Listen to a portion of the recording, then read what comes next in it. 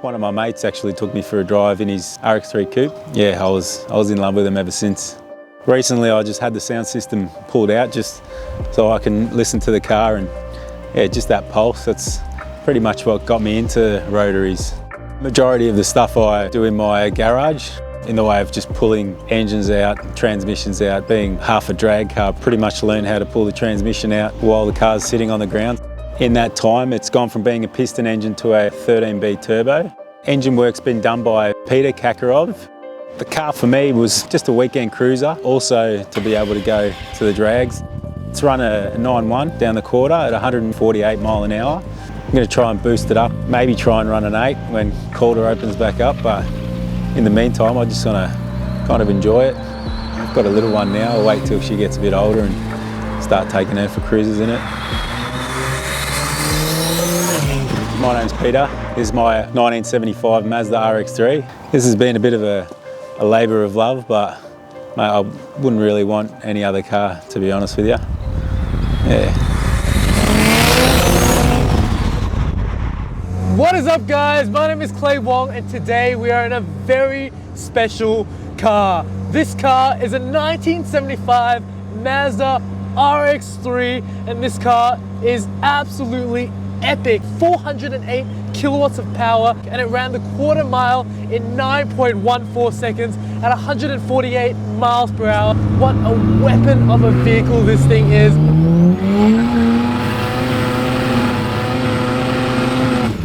Mazda released this car as something that was different, edgy, lightweight, with a very small displacement engine and with performance in mind to compete against the heavy muscle V8 brutes at the time. This car was released in 1972 as the successor to the RX-2, and they came with the rotary engines. The Series 1 RX-3 came with the 10A and the Series 2 came with the 12A. And I believe that Mazda really created something special with the RX-3. This car that I'm driving here today started its life as an 808 with an inline 4 engine, and this has been fully converted to the ultimate iteration of the rotary engine from Mazda, and it is the 13B turbocharged engine. This engine came from the FD Series 8 RX-7, done up to the highest specification. It's been fully Bridgeported, it's got race clearances, it's been fully studded, and it's got water meth injection. The engine is also paired with the 75mm billet wheel bullseye turbo,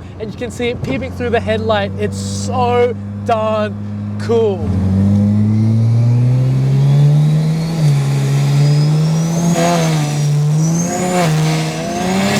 This thing is absolutely crazy. Oh my Lord.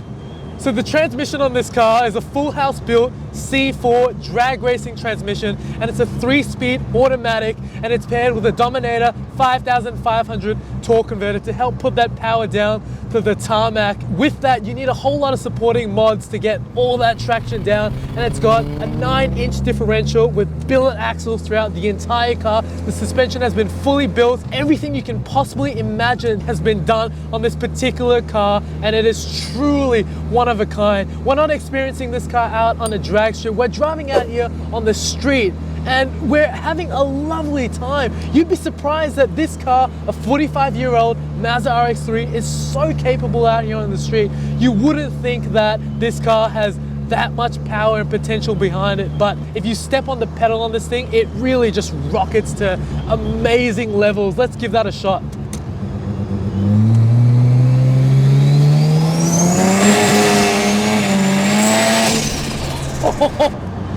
I think I gotta get myself one of these RX-3s. This thing is insanity.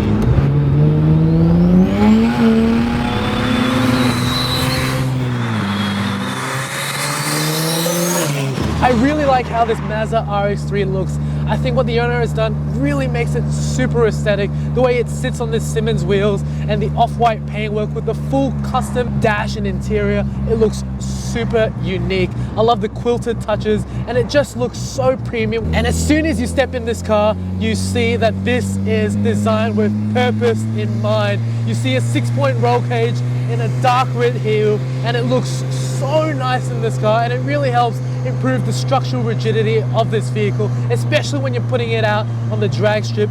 The Mazda RX-3 has had a lot of flex issues, and this really irons that nicely. As we putt around town, we can really see how comfortable of a car this is, and make no mistake about it, this is a serious purpose-built drag car, and to be able to drive it very comfortably, not that loud out here in the town, it really makes for a great car to just cruise in. It's also a 4-door sedan, so you could chuck some stuff in the back if you wanted to. It's a very practical car if you needed to do any kind of daily duties in this thing. And it's comfortable. The way it handles the bumps on the road, it really takes it all very well. It's not the best car for the corners, but it's not a car designed for the corners. The owner of this car takes it very often to the drag strips, and his current personal best is a 9.14 pass on the quarter mile. And there's also a really funny shot of him actually touching the back bumper onto the tarmac on the drag strips, which is super awesome to see. This car has so much more potential though. He really plans to reach into the 8s with this build. Oh my lord! Dude, this thing is on another level. I can't believe the performance of this car. 408 kilowatts on a car that weighs absolutely nothing. Wow. These RX-3s are skyrocketing in value. To get one, you're looking at spending over 80,000 Australian dollars.